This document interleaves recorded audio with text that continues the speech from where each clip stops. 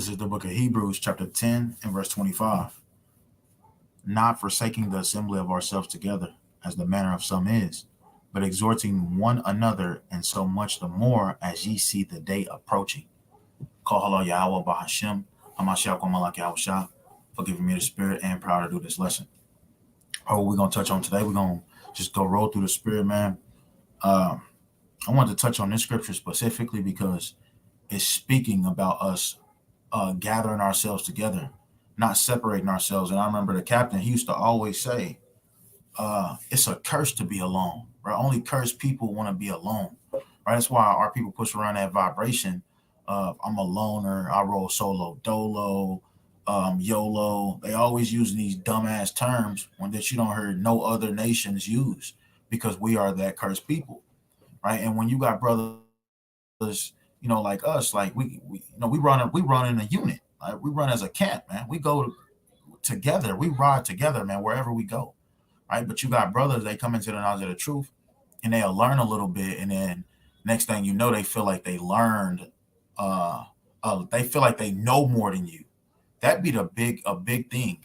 They be really thinking they know more than you when these niggas don't even know how to speak Hebrew. They don't know how to say certain Hebrew words right. They don't know how to break down certain precepts right. They just because the precepts sound good, they think it goes good with the lesson. It be things like that these niggas really be doing, and it's just they do it to themselves when they forsake the brotherhood, like the scriptures tell them, right? The scriptures tell them to not forsake the assembly of ourselves together. But then here it is, these brothers been in truth a year, 2, maybe 3 years. Now they feel like they want to go do their own thing, right? That's how they be feeling, right? But hey, at the end of the day, it's all the Lord's will, man. You're not about to sit here and convince anybody that has the spirit of the Most High God on them. You're not about to sit here and convince them that brothers leaving a brotherhood, because we will say boldly, the sons of Jacob, we have one thing that's for sure, and that's brotherhood, right? You leave that to go do your own thing, your spirit is off, man, right? Your spirit is off, especially the way brothers be doing it. Like, and I'm gonna address this too. I know I said I wasn't gonna address it no more, but that was specifically dealing with the general. But I'm gonna tell you this: 9 times out of 10, the brothers that leave this camp, I'm just speaking about our camp, but I'm pretty sure this is what goes on in other camps too. From you looking on the outside looking in, 9 times out of 10, when these brothers leave, they go back into the world, man. Now, I'm not gonna say no names, but I will point out this. You got brothers, one brother, he went back into the world. This nigga got his own chicken shack. This nigga selling pork to his own people. This nigga he said this: I don't keep the Sabbath no more, Ak. So he's still using Hebrew language, but he's saying he don't keep the Sabbath no more. You see, the Lord will destroy you, man. He'll send a strong delusion that you should believe lies, man. These niggas be really, it's crazy because when they go back in the world, they be thinking this place gonna dwell forever, right? They really think the decision that they made was solid. You got another brother, he went back in the world. This nigga got his own moving company, right? I don't know if y'all heard of Akkadi Hood. Akkadi Hood, one of these brothers, they wives started a whole Akkadi Hood. That's not even the language we supposed to be speaking, right? And they wanted to do their own thing, like as in not obey and listen to their husbands, right? And then you had one of the husbands, he was cool with it, he was down with it, right? This is the kind of shit that be going on. You got another brother, he getting high as a kite he not online, but you can clearly tell he got high as a kite, then he jumped on the live because he can't even say nothing straight. He can't even keep a full sentence. He can't even put a full sentence together, man. This is what these niggas is doing. You got another brother on the live the other day. He getting high. He got a vape pen in his hand. Then another dude walked up to him and was like, I would ask you if you smoke, but I see you already got one. He said, would you want to hit? You want to hit this one though? And guess what he does? He hits it. Then you got brothers that's in our camp liking these posts that these niggas is making, and they don't see nothing wrong with it. They don't see nothing wrong with it. So what happened when the scriptures say come out from this forward generation? And another thing too is these brothers don't be seeing These brothers, they come into the knowledge of the truth and they look back on the brothers that used to be with us and they think that they can go back and save these niggas. When these niggas are destroyed already, you're done. They're done. You know, Paul does speak about, let me get it right quick.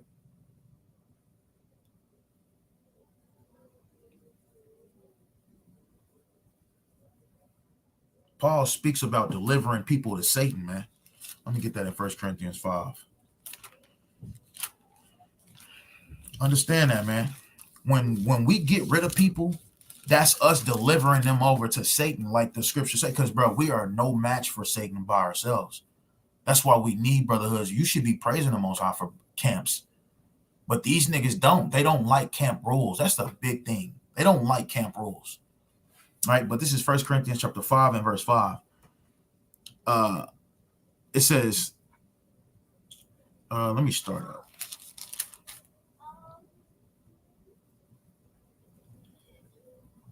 All right, so it says, I'm gonna start at 1. It is reported calmly that there is fornication among you, and such fornication as is not so much as named among the Gentiles, that one should have his father's wife. So he said, so Paul is explaining to the church of Corinth. He says, man, I heard it's fornication going on around there. And we talking about, he's saying, and I'm talking about fornication that not even the Gentiles is doing. And then he gives an example. He says, I hear that one of you brothers are sleeping with your father's wife. That's what Paul said. That's what was going on back then too. So imagine how much it have grown. And that's what it tells you in 2nd Ezra chapter 4. Right? In 2nd Ezra chapter 4. So, but I'm going to keep going. It says, and ye are puffed up and have not rather mourned that he that have done this deed might be taken away from among you. That's what goes on. And we had a brother in our camp that was like that too. I'm talking about this dude was a nasty adulterer. I'm talking about gruesome, bro. I'm talking about, man, that's all he went for was women that had husbands.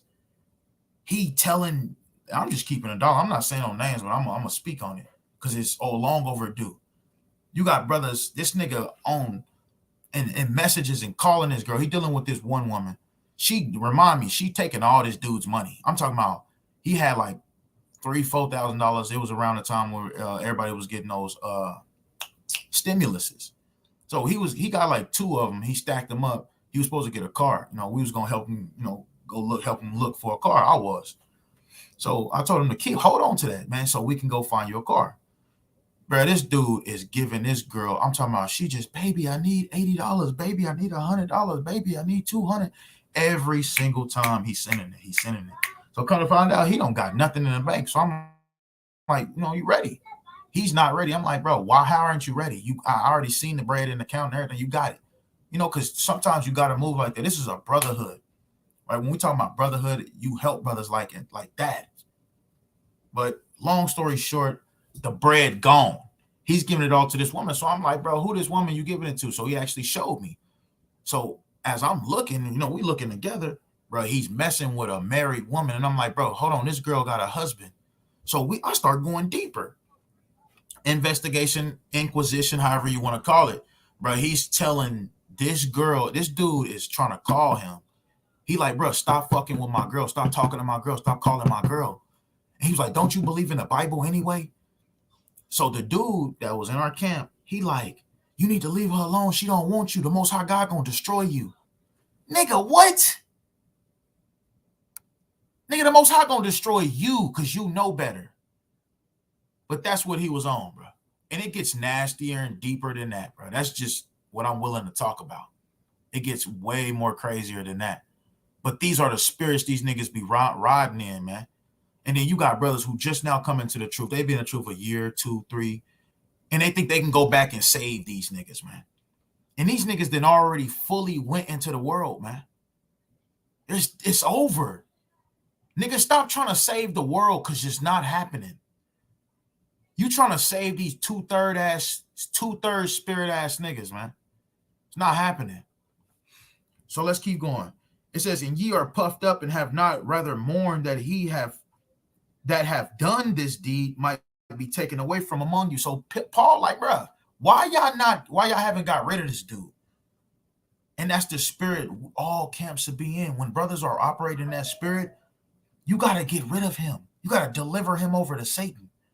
Now, I want to make this clear. It's a difference between struggling with sin and willfully sinning. That is a difference, man. Because everybody struggles with sin, but everybody don't willfully sin.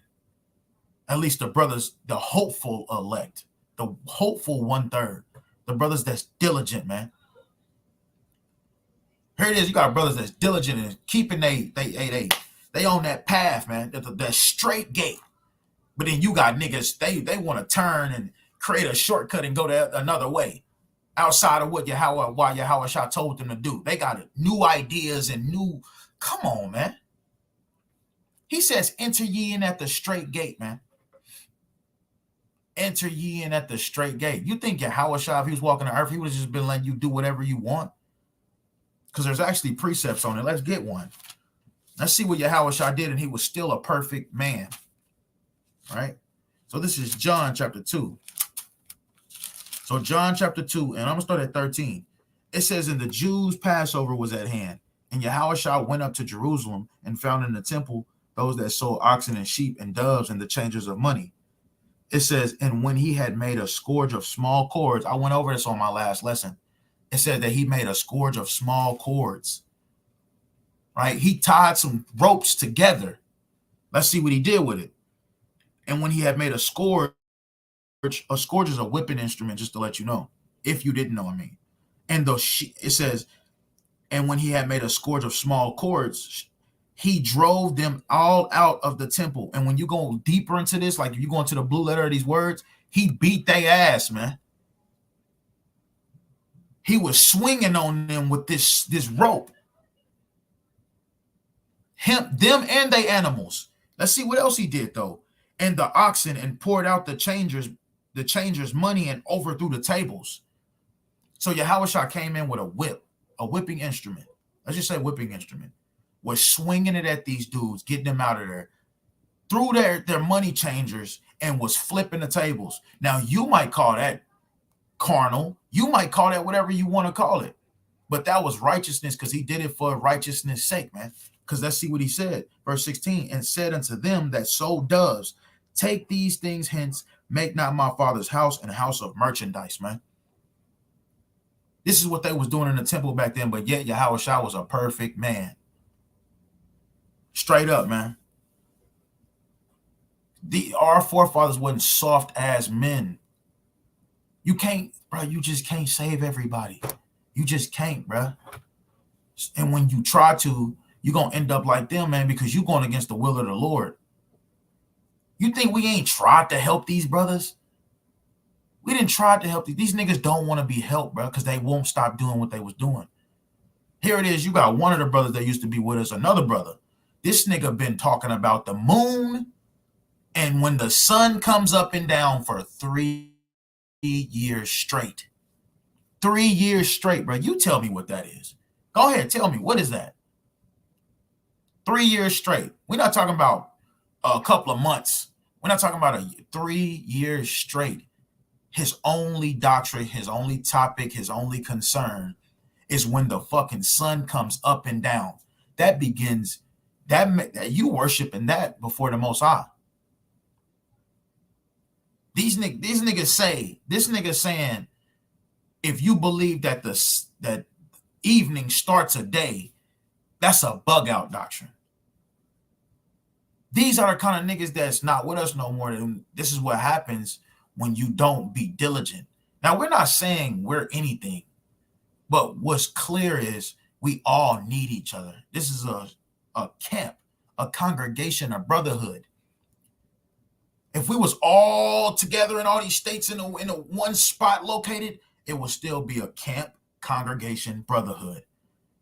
But since we're scattered, the Lord has set up many sanctuaries in every state, town, and city that's still a congregation, camp, and a brotherhood, man. But you got these niggas, man. I'm talking about these niggas is ridiculous, man. These niggas really be thinking that they, you know what I'm saying? They found out something that the elders didn't know about, the prophets and apostles didn't know about. Even Yahweh Shah had a camp, a congregation, man. Come on, man. You got niggas walking around here talking about you don't gotta go out to the highways and byways to do the work. Nigga, that's how you woke up. What are you talking about? How is it that's how you woke up, but then all of a sudden when you think you knowledgeable, now you don't got to do that? Bro, get the fuck out of here. And that's what Yahweh Shah was talking about. Nigga, you climbing up some other way. Why you can't be an obedient servant? Because you a disobedient servant saying that. Because that's not what Yahweh Shah said. There's like 4 or 5 parables I can name off the dome where he specifically told you, go out to the highways and hedges and compel my people to come in. Go out to the highways and hedges and bid them to the marriage. Come on, bruh. And these same niggas that say that you don't got to go out to the highways and byways and do the work, they have no work proven how there's other ways to do the work. No way at all. They don't have nothing. What you gonna say? Paul went out by himself and he went and taught some other way? Nigga, Paul set up the Church of Corinth. Paul set up all these different churches. How you think he did that? When you read the book of Acts, if you ever read the book of Acts, they was out there on the highways and byways. Peter and his men out there on the highways and byways. Hey, even John the Baptist was preaching and Yahweh Shah walked by and John was like, there go Yahweh Shah right there. And guess what they did? They stopped what they was doing and followed Yahweh Shah. What I'm pointing out is John was even at camp. Behold, the Lamb of God. See, that's the thing. They don't know how to put these things together. They just read it.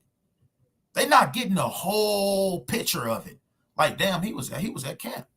John the Baptist was at camp. Him and his 2 men was at camp teaching. And Yahweh Shah walked past. Straight up, man. They not getting that. They try to nitpick on how to not do the work no more. You got other brother. You got another brother. This dude, he just do whatever he want to, man. He do whatever. I mean, who would allow that? I mean, let's be honest. Who would allow anybody to do? That's not a camp. That's not an ordered camp, well-ordered camp. If we let you do whatever you want to, that's just not happening, bro. But that's what be going on in these camps. And I'm saying that by, specifically what's going on in this camp.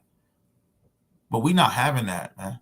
And that's why these brothers, it's either we get rid of them or they don't like the way we set up the rules. So they leave, man. I'm talking about, it's certain brothers, you only seen them for a week. It's certain brothers, you only seen them for a month. It's certain brothers, you only seen them for a year. But look at the brothers who's still there, who's diligent, following that same path, entering into the straight gate, man. That shit is annoying when brothers really think there's other ways to do the work.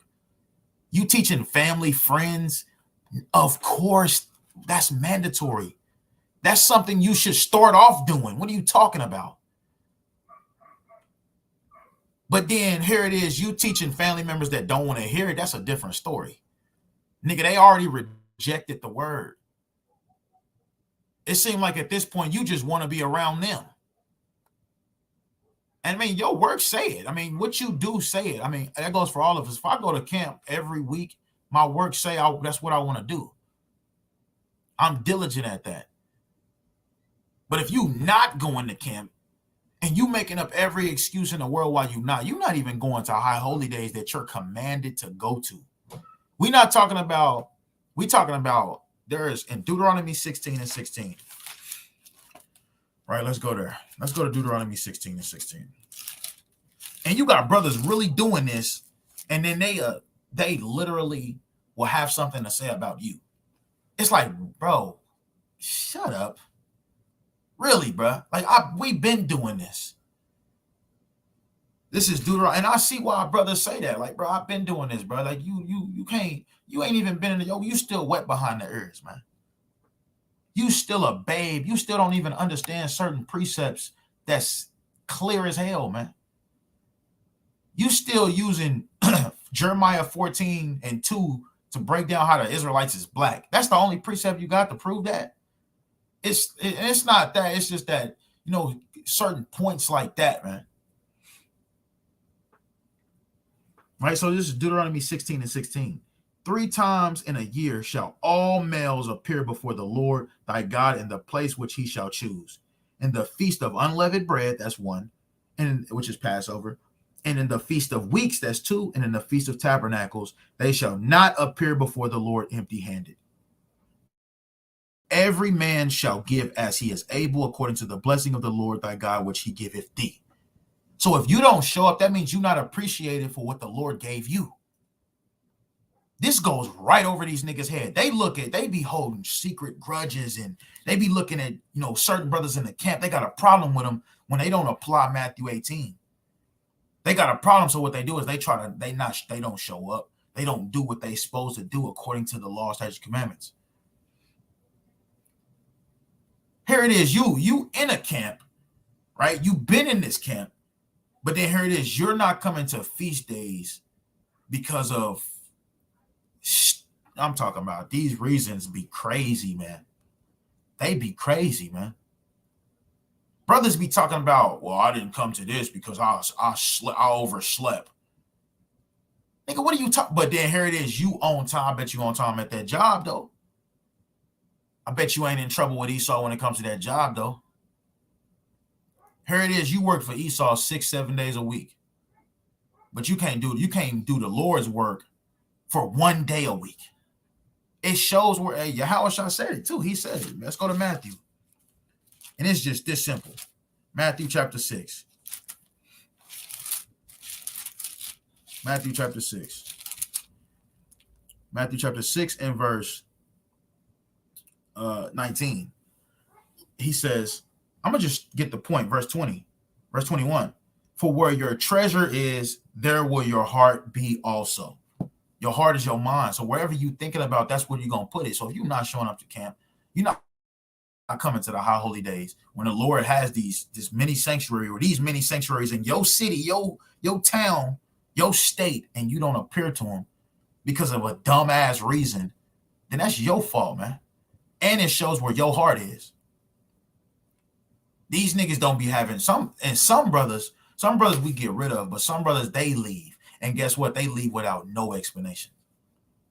Some of those brothers, bro, I'm talking about, they will vanish and we won't see them ever again. I'm talking about ever again. It's certain brothers, bro. I'm talking about, we literally thought they was the police. We literally thought they was agents the way that they disappeared. I'm talking about vanished, bro. They don't explain why they left. They don't say that they got a problem. There is no problem. They just vanish. They just vanish, bro. And then you will see them on Facebook making posts doing dumbass shit, man. It's like, damn, so this is what you've been doing. But they won't answer your phone calls. They won't text you back. That's what they do, man. That's what these dudes are walking around here doing. So when you see these niggas on social media scoffing at camps, bro, it's like, why don't y'all ask? Not y'all, but it's like, this is my question in my head. Like, why don't y'all ask them why they left? Why you don't ask them what's going on with them? Like, you know, all camps ain't wrong, bro. All camps ain't wrong. And me, I speak for myself. I would say I'm an austere man. I'm a strict man.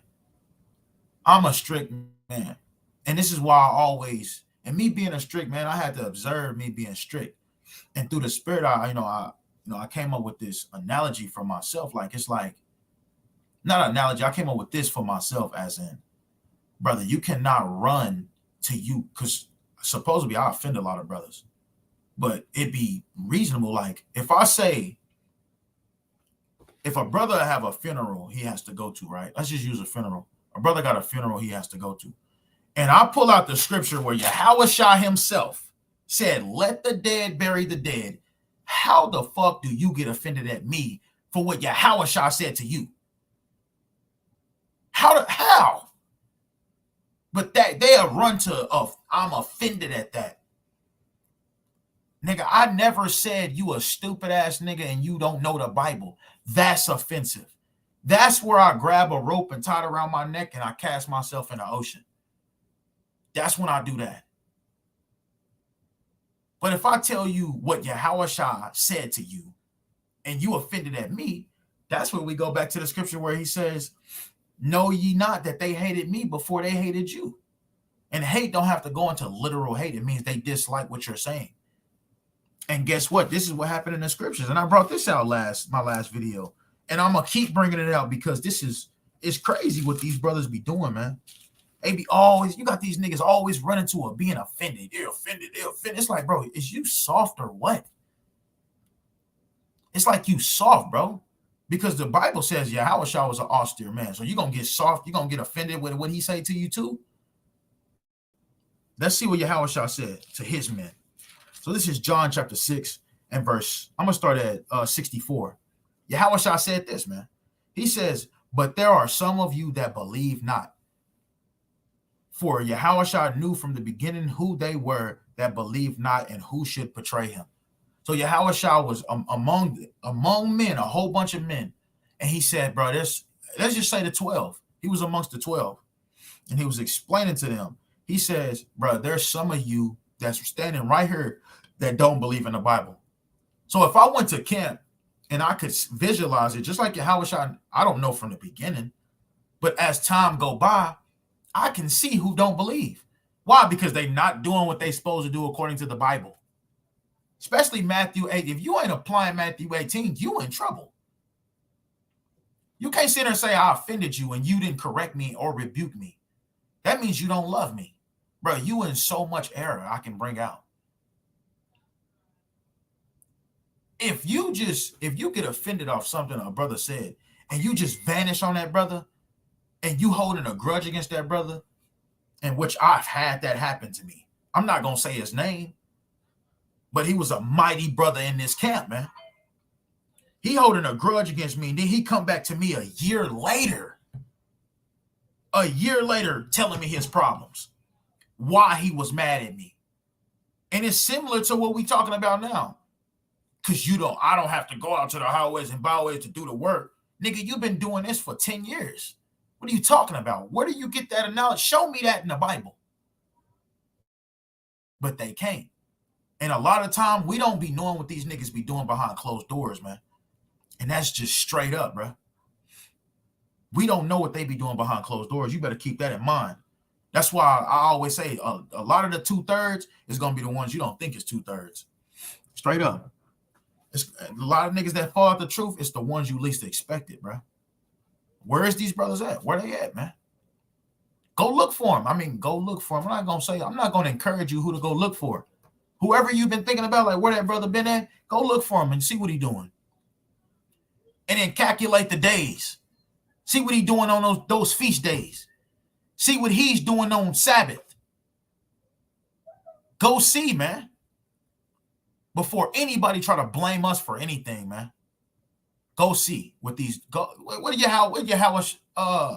Yahweh say to Ezekiel. He said, come up hither. What he the angel told John the Revelator, he said, come up hither. I'll show you. Straight up, man. This shit is annoying as hell, the way these brothers be scoffing at us after they leave. It's like, brother, just go. Go and don't turn back.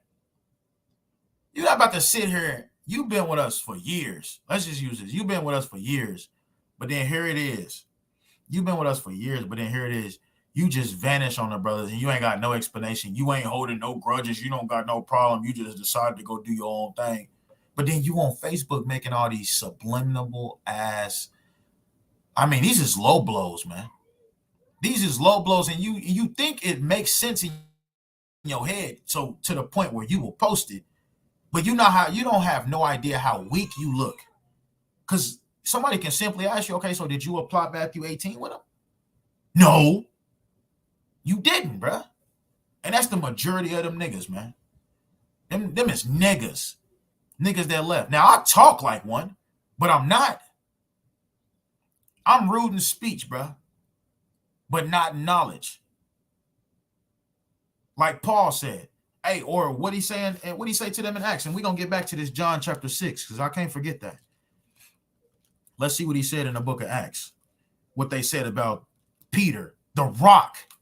And you think they didn't look at him like this when he was walking around with Yahushua? You crazy as hell if you didn't think this. If you don't think that. Let's see though. So this is Acts chapter 4 and verse 13. It says, now when they saw the boldness of Peter and John, it says, and perceived that they were unlearned and ignorant men, they marveled and they took knowledge of them that they had been with Yahushua. So you trying to tell me they didn't think or look at them like that while they was with Yahushua? If they looked at him like that after Yahushua increased them, imagine how they looked at him when Yahushua, before Yahushua left. Come on, man. You can look at me however you want, but what am I doing? What am I doing with my life, though? What am I doing with my life? I bet you ain't nobody about to say mine's ain't in order. It ain't, of course, it will never get how we want it to be in our head, but it's good enough according to the world. Straight up, man. We not sitting around here letting women control us. We damn sure ain't doing that. Like some of these niggas is out here doing. These niggas be letting they women control them. They be letting they women control them. And they be thinking niggas is blind. They be thinking brothers is blind to the fact, but we see it. And hey, it is what it is. If you want to come on, bro, the Bible through in and throughout tells you not to let a woman rule over you or control you. You bring out these lessons. And then here it is. You let your woman control you. That's crazy, man. That's a strong delusion. Straight up. It's just like when a brother go to Facebook and he praising Yahweh. I praise Yahweh that you got me away from these dudes, or you did this, or you did this. Like, nigga, what? Like, what? Like, make sense of that. Because, hey, 9 times out of 10, me being in this truth, 7 to 8 years, and the captain can vouch with me. Most brothers that lead these camps, they go back into the world. If not quickly, shortly. I mean, if not quickly, it takes a little time. But that's what they do, man. But this is John chapter 6 and 64. But there are some of you that believe not. For Yahushua knew from the beginning who they were that believed not, and who should betray him. Right? And he said, therefore said I unto you, that no man can come unto me except it were given unto him of my Father. So Yahushua is explaining to them, he like, bro, this is like, some of you don't believe because the Father didn't choose you. Now tell me that in offensive language. Tell me, no, Salakia, tell me you wouldn't get offended at that if I told you that.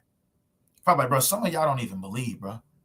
And then I'll be like, nobody can come unto Yahweh except it was given.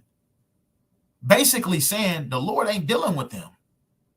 The Lord ain't dealing with you. You're not chosen. That's why he says no man can come unto me except it were given to my Father. That means Yahweh didn't choose you to follow me.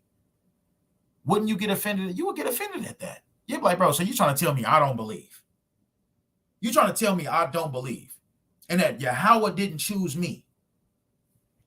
Then he says from verse 66, from that time, many of his disciples went back and walked no more with him. Why? Because they got offended. And that's most of these dudes, bro. They get offended over the littlest stuff. Now, this ain't little. Well, in 2023, it's not little. These niggas get offended at everything, bro. I mean, you can rebuke a brother. He'd be like, bro, I don't like the way you said that, bro. I'm offended. And so what?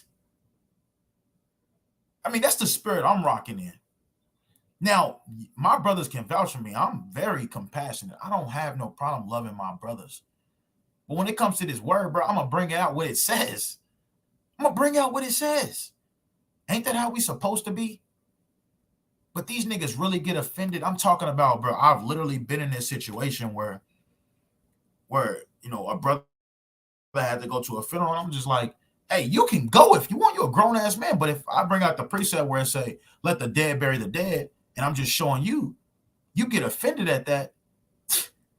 You know what that shows, right? You do see like what's going on, right? You're not getting offended at me because I didn't say that. I probably, in my carnal ass mind, I probably would have never said that. The Lord of Lords and Kings of Kings said that. So you're not getting offended at me. But that's how they look at it. It's like, you said that. It's like, no, nigga, I would have never said that because I would have never known to say that. I read you what the Lord said. So back then, you would have been that same nigga that turned from that time. Many of his disciples went back and walked no more with him. And then he said in verse 67, then said Yahushua to the 12, will ye go or what? Will ye also go away? So he didn't beg them to come back. He didn't try to he didn't try to do nothing soft, man. He was like, hey, bro, so what y'all gonna do? Y'all gonna go too? So how are we supposed to follow Yahushua, but we not supposed to read stuff like this and follow it? How? When Yahushua says, as many as I love, I rebuke and chasten, be therefore zealous and repent, what do you think that's talking about? He said, the ones I love, I'm going to rebuke them and what? Chasten them. I didn't went over 1,000 times what the word chasten means. Matter of fact, I can just pull it up. Let me pull it up. And now I can really pull up my screen this time because I know in my last video, that's my fault.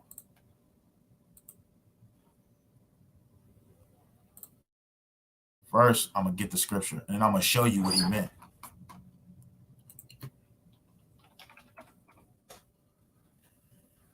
It's a crazy world we live in, but the Yahushua, the Bible, it already explains how these niggas will be acting in the last days. And it's cool, man, I guess. Like, if y'all want to rock in that spirit, go ahead. But this is what Yahushua said. This is red letters. As many as I love, I rebuke and chasten. Be zealous, therefore, and repent. Now, let's just go to the word zealous in etymology.com. I mean, the word chasten. Look what it says. It says inflict trouble or pain on for the purpose of correction. You understand that? It says to punish. So as many as I love, I'm going to put hell on. And then it gives you a precept of Hebrews chapter 12 and verse 6. Whom the Lord loveth, he chasteneth. And it goes, and it's showing you that these are the same words. Just like this is the same word, chastise. To inflict pain upon, to punish, and to recall to what? Duty. To recall to duty. Put you back on that, like, bro, you tripping. What you doing? But most of these niggas, they don't catch wind of that, and they get even more offended. That's why Yahushua was so stern with. He's like, bro, so y'all gonna go to what? Like, what's up? What y'all gonna do? And what did they say? They says, then Simon Peter answered him, Lord, to whom shall we go? Thou hast the words of eternal life. Where are we going? We're not going anywhere. I don't care what you say to me. I'm not going anywhere. I'm not going anywhere. Hey, look, and you keep going. It says to warn, to advise, instruct, chastise, admonish. Look, this is the word that caught my eye. Dominate. It says to set or keep right, to reprove, to make pure. So Yahushua said, as many as I love, I'm going to put them through hell, man. But then guess what?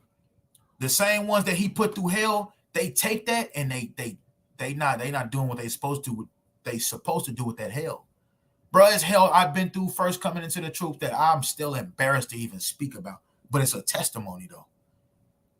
I'm talking about, like, bro, I'm sleeping on the floor. I'm sleeping on the floor, man. No cover. I'm putting my hands in my shirt. I'm trying to keep warm with my hands in my shirt. And I felt a fucking rat bite me on my neck, bro. I'm talking about real hell. And I can keep going. That's just something I'm willing to talk about. And I ain't never brought this out on film, but I'll bring that out. That's how much hell I was going through, man. These niggas, they take this hell and they get to getting all effeminate and soft. And it's like, nigga, it's supposed to happen. How we going out there to the highways and byways and talk about, bro, if you don't repent, you gonna die. But then when people die near them, they want to fucking fold up into a ball. Like, that's crazy, bruh. That's crazy. Man, that is beyond crazy. I forgot the scripture I was supposed to go to. It was Romans. Look, this is what Paul said. Paul said, who shall separate us from the love of Hamashiach? Should nothing separate you from the love of Hamashiach Yahushua, man. And then he gives examples. Shall tribulation? No. Or distress? No. Or persecution? Or famine? Or nakedness? Or peril? Or sword? Bro, you see, he named everything that brothers go through on a daily basis. And then he says, as it is written, for thy sake we are killed all the day long. This goes back to Romans chapter 6. This goes back to Romans chapter 6. Let's get it.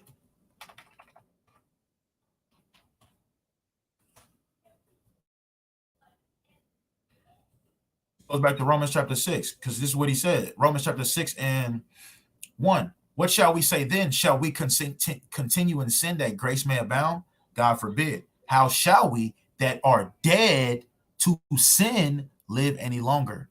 Right? We're dead to sin. That means we're not living a sinful life no more. This is us being killed all the day long.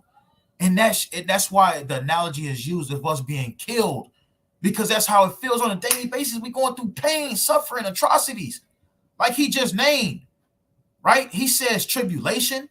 Bro, if I go to these words, you're going to be like, damn, we know what tribulation is. Do you know what distress is? You know what persecution is? That's dealing with somebody who's really bothering you, somebody that's accusing you of something, right? You got famine, right? You starve to death. Will that separate you from the love of Mashiach? You know that you're going to die from not eating or drinking.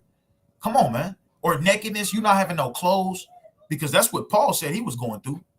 Look, man, I got so many precepts going through my head. That's Galatians chapter 1, if you want to know, or Galatians chapter 2, where Paul said it. He said, Paul explained to you how he was homeless, man.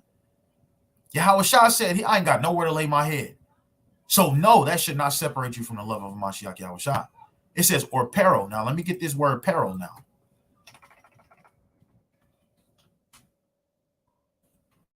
Okay.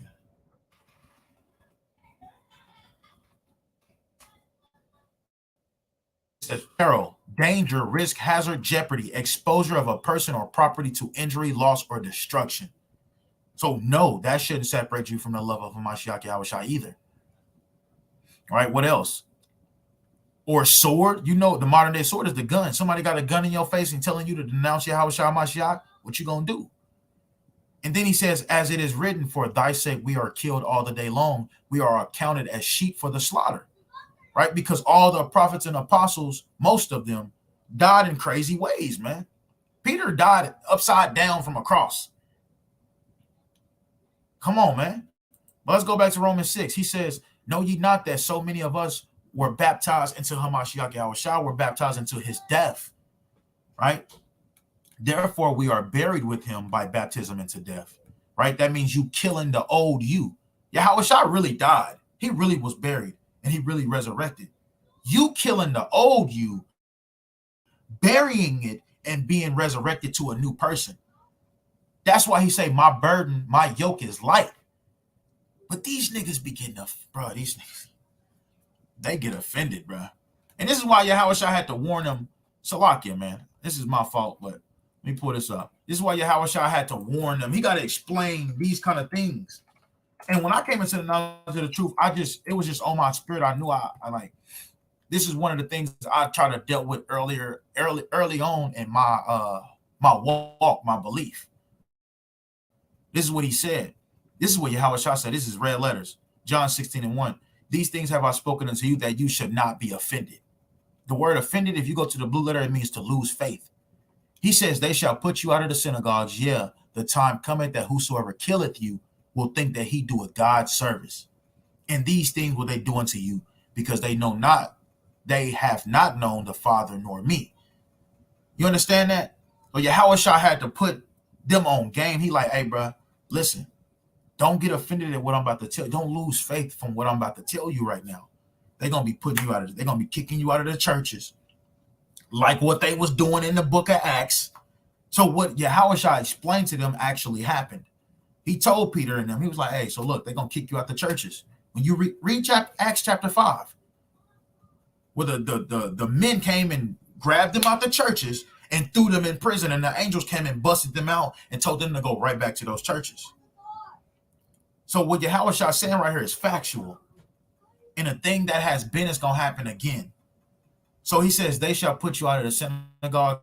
Yeah, the time cometh that whosoever killeth you will think that he doeth God's service. And guess what? They got killed too. Peter got killed upside down on the cross. These are the things Yahushua had to warn us about, man. In the last days, the last of the last days. But here it is. These niggas, they think they can do it all on their own. They want to do it all on their own. But then this is why they go back into the world, because they all on their own.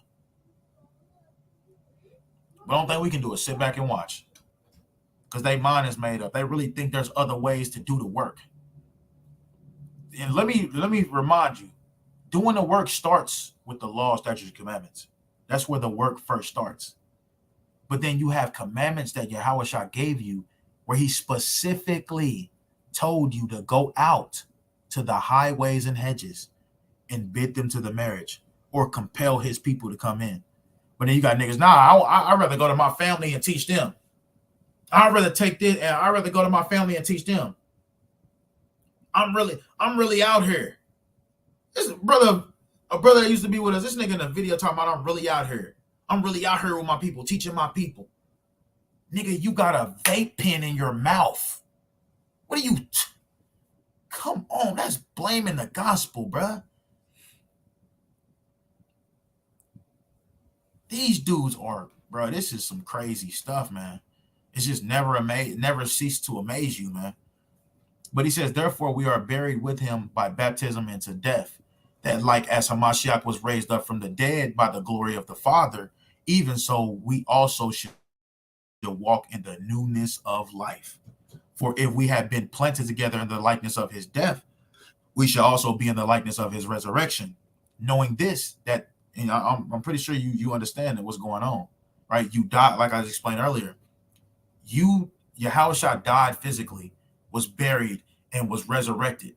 You killed the old you bury the old you, and you resurrect into the new way of life. Even so, we also should walk in the newness of life.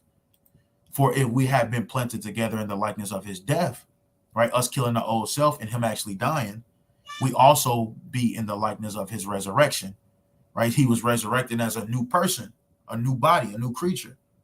So also we should be resurrected into a new person, knowing this, that our old man is crucified with him, right?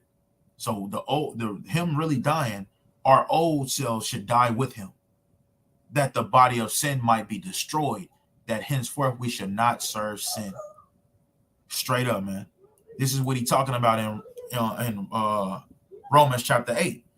So when he say, as it is written, for thy sake we are killed all the day long, it's talking about Romans chapter 6.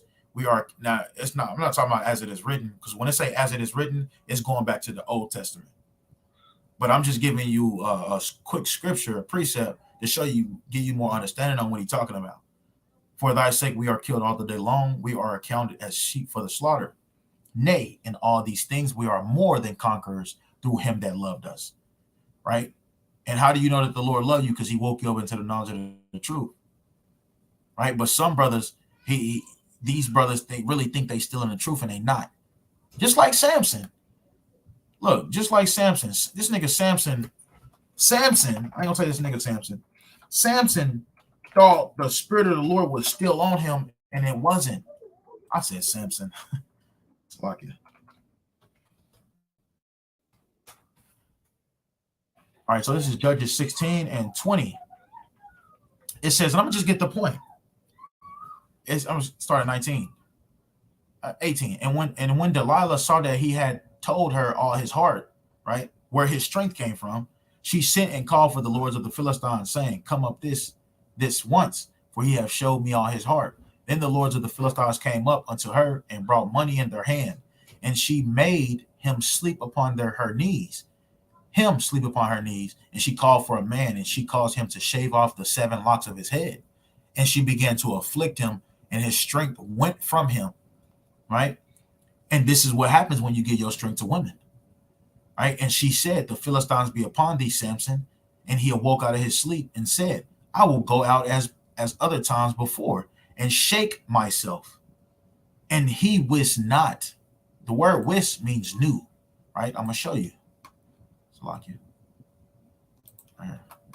The word wist means he knew not. Oops.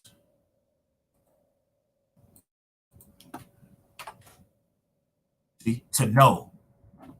Wist means to know. So when it says wist, let's go back to it. It says, and he wist not, he knew not that the Lord was departed from him. And that's the majority of these brothers, man. The scriptures are written before time was written for our learning. These niggas don't even be knowing when the Lord. That's why you got to stay humble. That's why you got to stay studying and praying. That's why you got to stay doing what you've been doing, because when you catch yourself doing something else, that's when you have to examine yourself and be like, why am I doing something else? The straight gate, bruh. Matthew 7:13, the straight gate. When you're not going down the straight gate, and guess what? Going out to the highways and byways is the straight gate. Here it is. You got all of these camps all around. They all know to go out to the highways and byways. You got the elders before them. You got elders that's been in the truth 30 plus years, 20, 25, 30 plus years, that's still going out to the highways and byways. They still got this same understanding. You got the prophets and apostles that went out to the highways, but here it is, nigga, you got something different. Here it is, you coming out where we ain't got to go out to the highways and byways to do the work no more. Bro, you are crazy. You are a nut. You are a nut, man. You crazy as hell. You think that's going to slide with the Lord. The Lord will do something to you for doing that. Straight up. The Lord will really do you like that. So, look, I was thinking of this scripture, Mark chapter 4, man, because this be a lot of the reason, too. Matter of fact, I can pull this up before I get this.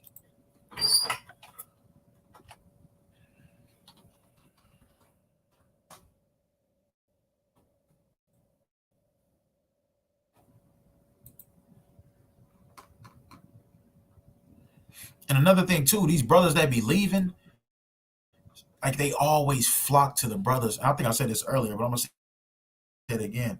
The brothers that leave, they always start congregating and flock to the brothers that we got rid of years ago. Like I said, it's like they think they can save them, man. It's like you can't save them. Right? So this is Matthew 7:13. Enter through the narrow gate, for wide is the gate and broad and easy to travel. Right? That's easy as hell to just do the work the way you want to do it. That's easy.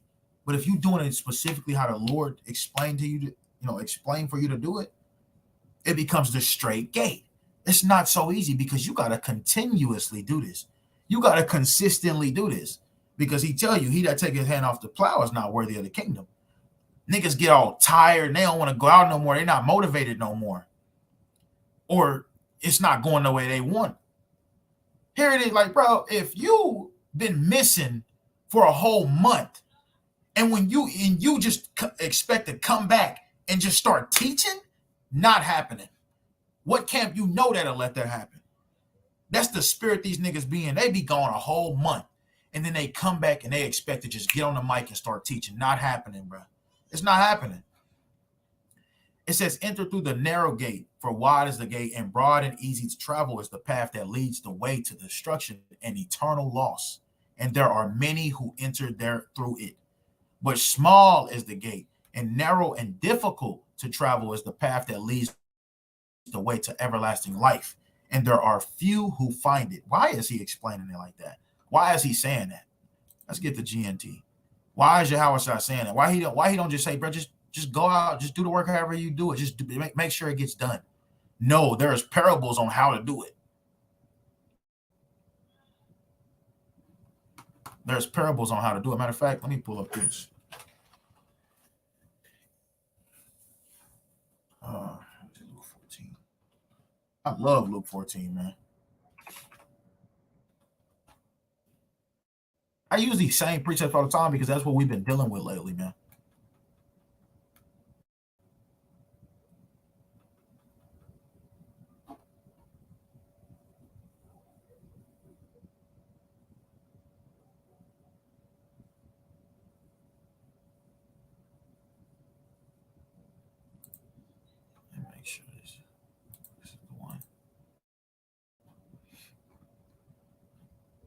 Yeah.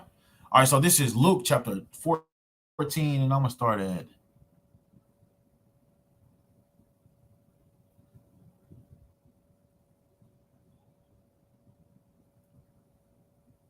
I'm gonna start at 16, 14 and 16. Then said he unto him, a certain man made a great supper and bade many. Right. So this great supper is the Lord. That's why he tell you to knock and I shall eat, and I shall come in and sup with you. That means restore you. Right. This great supper is the restoration of the nation of Israel. That's what this kingdom, the kingdom of heaven, that's begins with us. And his servant, and sent his servant at supper time to say to them that were bidden, come, for all things are now ready. And they all with one consent began to make excuses. This is not good. I mean, clearly. The first said unto him, I have bought a piece of ground, and I must need to go and see it. I pray thee have me excused. And another said, I have bought 5 yokes of oxen, and I go to prove them. I pray thee have me excused. And another said, I have married a wife, and therefore I cannot come. So the servant came and shewed his lord these things. Now this is the point. Then the master of the house, being angry. So, bro, these parables have life to them. That's why he said the words I speak, they are life. They are spirit and they are life. You got to understand, just because it's a parable, he's serious. Then the master of the house, being angry, said to his servant, go out quickly into the streets and lanes of the city. Why that? Why he didn't say, just do the work, however you're going to do it. Make sure it gets done. He specifically told him, go out quickly into the streets and lanes of the city and bring in hither the poor and the maimed and the halt and the blind. Our people are spiritually poor. I mean, physically poor. But the word I was looking for is our people are spiritually blind. They don't see what's going on. That's why it's our job to go out there and bring them in. It says, and the servant said, Lord, it is done as thou hast commanded, and yet there is room. And the Lord said unto the servant, go out into the highways and hedges again, and compel them to come in, that my house may be filled. For I say unto you that none of those men which were bidden shall taste of my supper. So the ones that did not come in, they're not going to be restored. They're not going to eat at the Lord's table. How much more a nigga that stopped going out? Come on, bruh. He sit there and said, for I say unto you that none of those men which were bidden shall taste of my supper. It's talking about the men that was commanded to come in. But here it is, you got the one that was sent out there. He don't feel like he got to go out and bid them to the marriage no more. Nigga, you was crazy. You are crazy, bro. And that's a scary spirit to have, bro.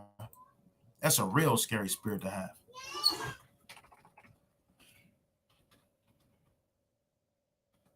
The other one, Matthew 22. They just forsake scriptures like these.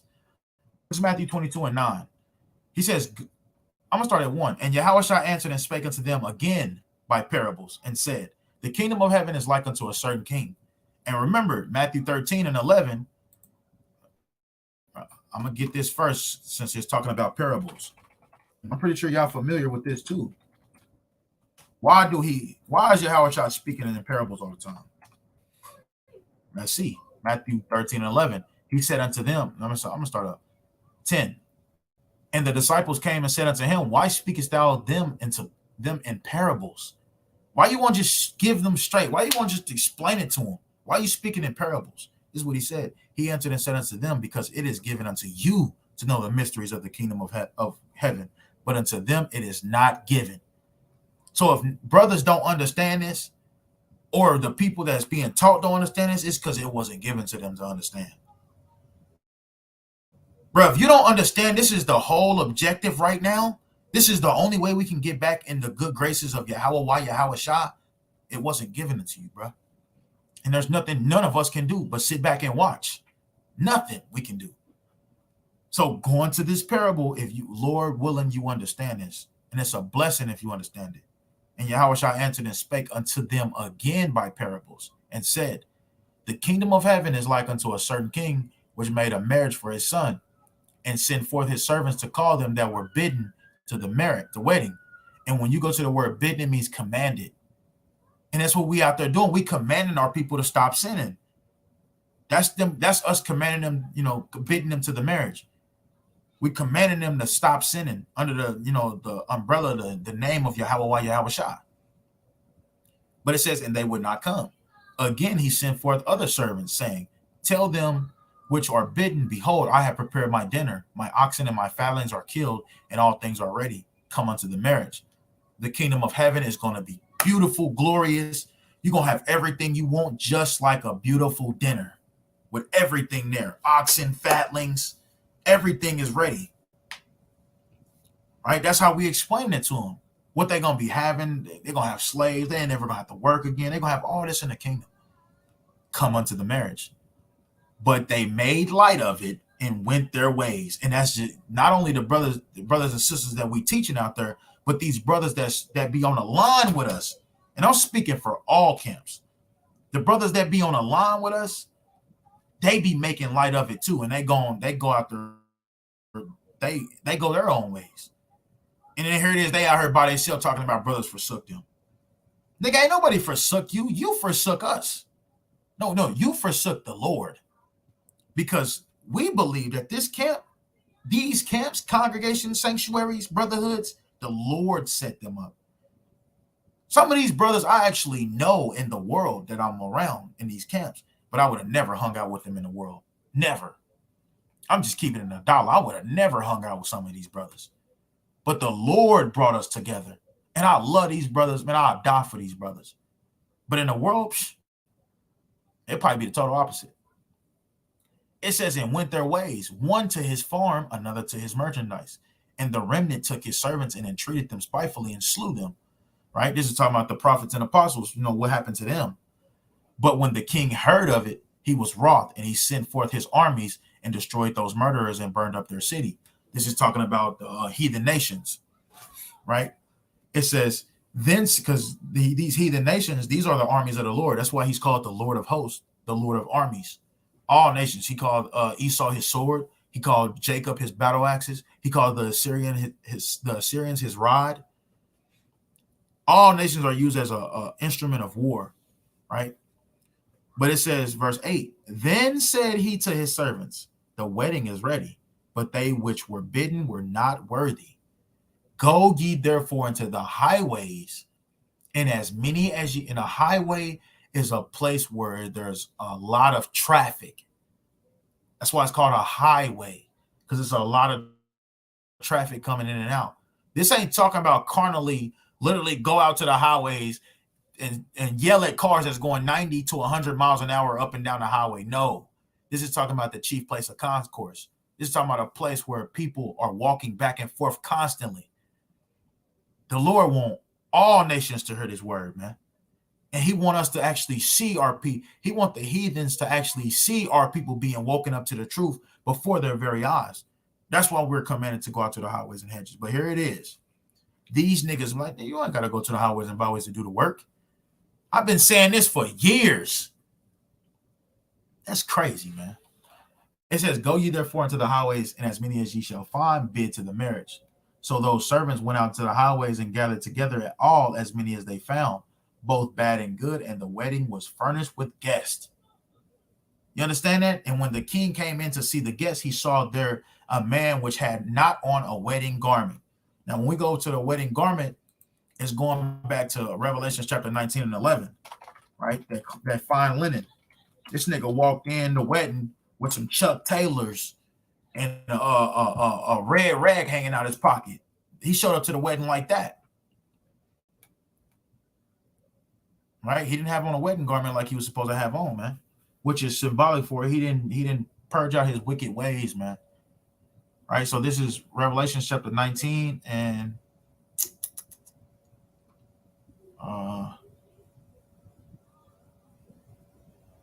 7. And it's talking about a marriage. So this precept goes perfectly with Matthew 22.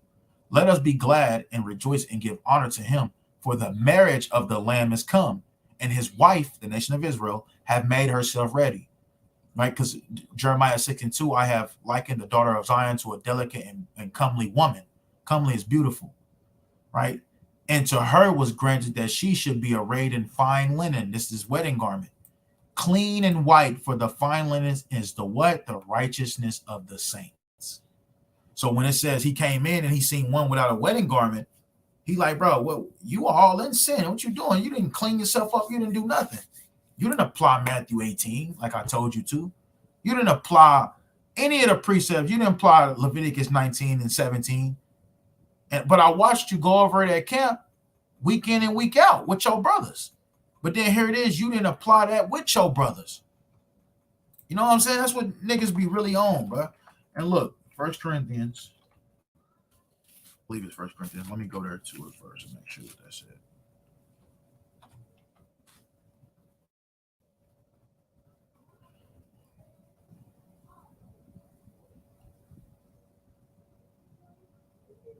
Oh no, that's a precept I was gonna get earlier. That's what I was supposed to go. In fact, I'm about to read this whole chapter. I'm gonna end off on this chapter because it's only 13 verses. It goes perfect. So it says, 1 Corinthians 5:1. It is reported commonly that there is fornication among you. And I brought this out earlier. I just went to other precepts. And such fornication as it is not so much as named among the Gentiles, that one should have his father's wife. I broke this down earlier. And ye are puffed up and have not rather mourned that he have done this deed might have be taken away from among you. For I verily, as absent in body, meaning I'm not there at the church of Corinth, but present in the spirit, right, have judged already, as though I were present, concerning him that have so done this deed. In the name of our Lord Yahushua HaMashiach, when ye are gathered together in my spirit, with the power of our Lord Yahushua HaMashiach, to deliver such an one unto Satan for the destruction of the flesh, that the spirit may be saved in the day of the Lord Yahushua HaMashiach. Right? He might come back and become a better creature through the washing of the word, through the regeneration. But you got to be delivered. This is what happens. Sometimes the Lord will have a brother deliver his own self unto Satan. Bro, if you don't have brotherhood, if you don't have a congregation, if you're not in a congregation, if you just out here, bro, I'm telling you, Satan gonna have his way with you. And you say whatever you want to. You can say, I've been doing this for myself, this nigga. No, you haven't. Because I'm pretty sure you watching a camp or something, which means you there in the spirit. But it says to deliver such an one unto Satan for the destruction of the flesh.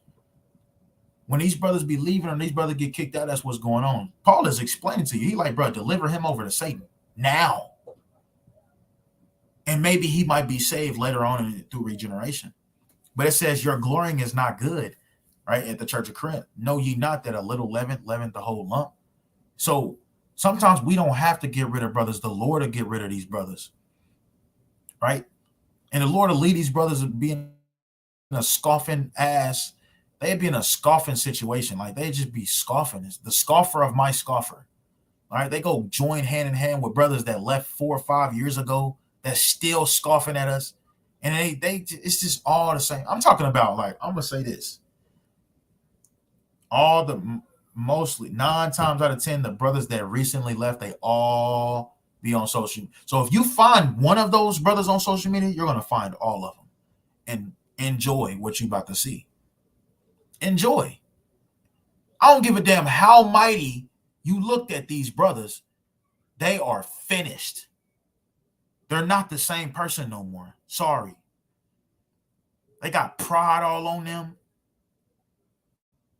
That's all they think about, man. That's all they try to do is try to throw shots and low blows at the sons of Jacob, man. And some of these brothers helped create the sons of Jacob. Now they're scoffing at the sons of Jacob. Look at that. That's how you know it's not about you. It's about the Lord. I mean, that's clear, right? Think about it. You got brothers who created the sons of Jacob. But then they're scoffing at the sons of Jacob. How does that happen? Because it's not about you. It's about what the Lord set up. And the Lord will remove you and put somebody else in your stead. So once again, sometimes we don't got to get rid of brothers. The Lord will get rid of them. These niggas be having Judas spirits. They be walking up, shaking our hand and all this, but then they go behind our back and they'd be plotting, man. But then they'll go to Facebook and say that you plotting. That's some crazy stuff. It's like, bro, we ain't even do what we plotting on. We trying to have a good camp. We trying to have a good feast day, a good new moon. Come on, man. But it says your glorying is not good. Know ye not that a little leaven leaveneth the whole lump? Meaning, if you just leave one wicked brother in the camp, it's gonna pollute the whole camp. Why? Because he represent the camp. And when you rebuke brothers on certain situations like that, they don't want to hear it. They get all emotional. I'm talking about, bro. It's brothers that you will look at it, you would think he a mighty man, but this nigga soft as a marshmallow. I'm talking about as a marshmallow, a soggy marshmallow. Niggas be soft as hell, bro. And that's why I read the John chapter 6. You can't be soft when we talking about Yahweh Shah Mashiach. We ain't talking about that. They still be having this image of white Jesus in their head, obviously. Because Yahweh Shah, he even said it. You know that I reap is what I did not sow.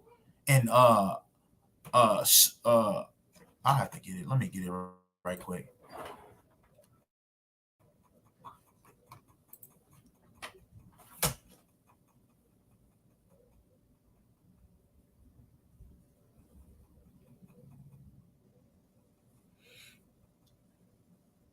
What he said, I knew that was an austere man.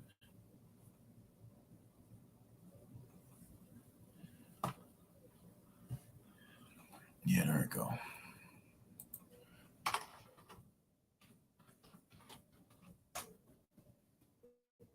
Oops.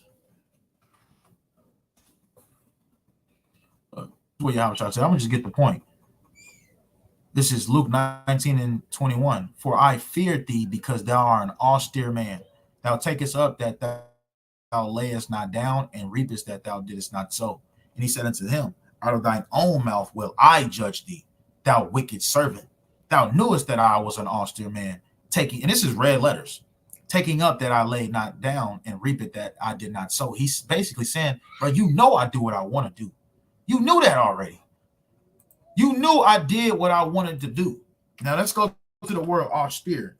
And that's why I said, like, Yahweh Shah even explaining to his believers that he's an austere man through a parable, but it's only for the ones, you know, who's worthy of the kingdom. Like we just read in Matthew 13 and 11. You see, it all goes together. Only the ones who really know Yahweh Shah is going to understand and know what this is talking about, bro.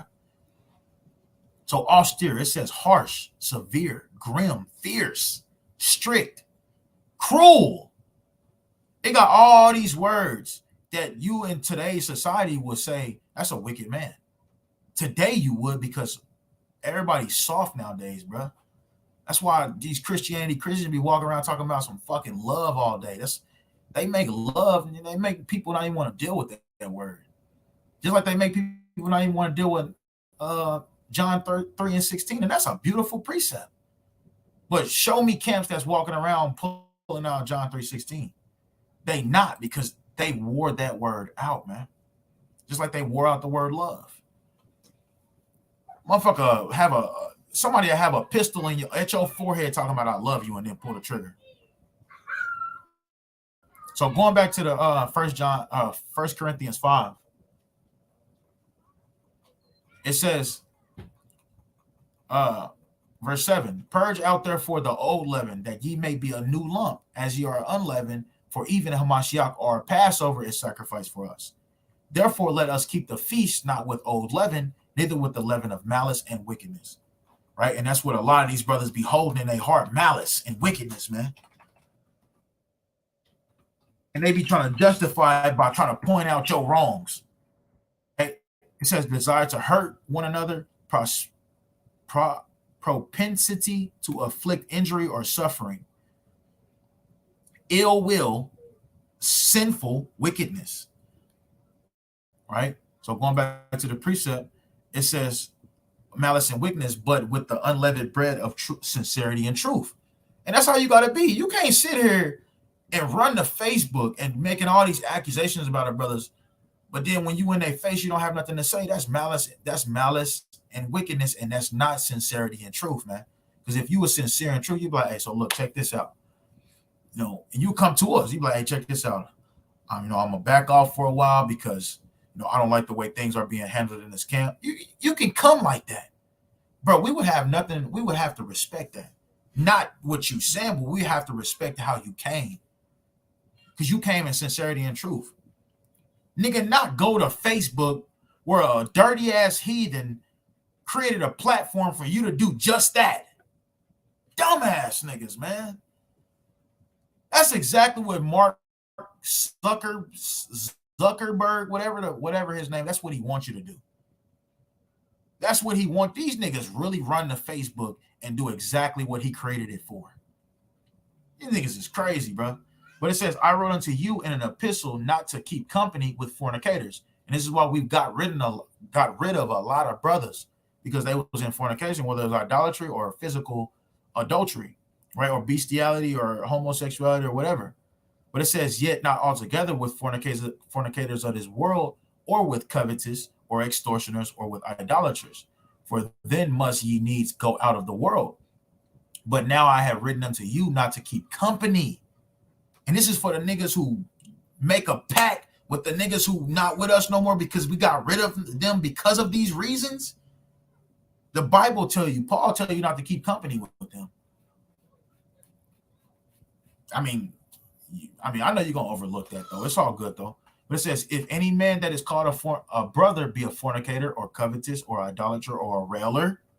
Let's see what the word railer is. Because I'm pretty sure a lot of people don't know what that word means. A railer. A railer. Salakia. Nah, they don't got it on there, huh?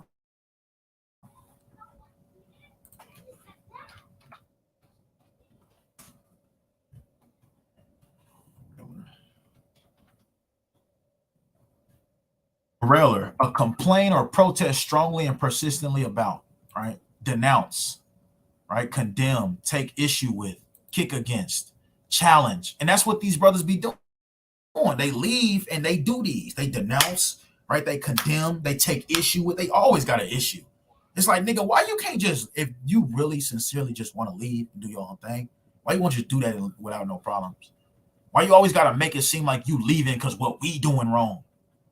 Nigga, did you rebuke anything we was doing wrong while you was with us? No. So you look stupid. You look sottish. I'm going to say that. How the Bible say. You look sottish. So it says, or a drunkard or an extortioner, with such and one know not to eat. You're not even supposed to be eating with these people, man. You're not even supposed to be eating with them. But let's finish it. For what I have to do, for what have I to do to judge them also that are without? Without what? The church of Corinth, the congregation, the brotherhood. He says, I ain't got nothing to do with them that are without the congregation. Right? Do not ye judge them that are within? We judge them that are within the congregation. We got rules and regulations, right? He says, but them that are without, God judges. That's why you have a worldly court system too. That's why these niggas be getting football numbers. That's why everybody be dying around these brothers, man. Because the Most High be judging, but they don't look at that like that, man. These niggas start folding up and do. It's like, bro, pull that shit together. We can't be going out to the highways and byways and talking about judgment this, judgment that. But then when judgment actually come around, we the first ones that fold. Get the hell out of here. But it says, but them that are without, God judges. Therefore put away from you, from Salakia. Therefore put away from among yourselves that wicked person. Now I'm going to say this too. I'm not sitting here saying that you're not going to weep over certain family members, right? I'm not sitting here saying you're not going to weep over certain things that happen in your life, because I do. I've cried recently. Straight up, man. It's certain things that I realized that made me cry, but bruh, I know what the objective is. I know what the focus is. I know why it's happening. And if you know why it's happening, why is this making you fold the way it is? Why is it making, why, if brothers are on the right path, like they say, why when they leave, they scoff at us? Why? For what? Because we're not doing that. We're not scoffing at brothers because they left. Let them go. But here it is. We go to social media. These niggas got all these things to say about us, but they never had this to say when they was in the camp. That means you in error. You're in sin. You see something about us that we didn't see, and you refuse to correct it. You chose to leave. So that means you're no better. You're no better than the ones that's out there on the highways and byways. And it's just that simple, man. It is just that simple. we have to understand that the majority of these brothers that's be scoffing, they was once in a camp. And the Lord can destroy you without destroying you, if that makes sense. Meaning, he don't always have to kill you to kill you, to bug you out, man. He don't always gotta kill you to destroy you, man. He'll have you talking about the moon or when the sun come up and down for 3 years straight, and you ain't talking about nothing else. You ain't brought out not one other topic in 3 years. And then if another nigga playing games, he'll have another brother join into him and doing what he doing, talking about how he's right. I'm telling you, bro, I don't give a damn how mighty you are. And that's a scary thing for me. And that's why I pray that I stay diligent, because I've seen mighty brothers. I'm talking about, man, you know who I'm talking about. These niggas slip and fall and bust their head and they don't get back up, man. So pray that you stay faithful, man. Pray that you stay diligent. Watch videos that's really going to cut you up, man. When you see a video and it's dealing with something you struggling with or you doing, bro, watch that video. Let it cut you up, man. It's the only way you can heal is you let that cut you up. Let it cut you up, man. And always do that. Because it's going to yield peaceable fruits of righteousness later on, man. And with that, I'll say shalom.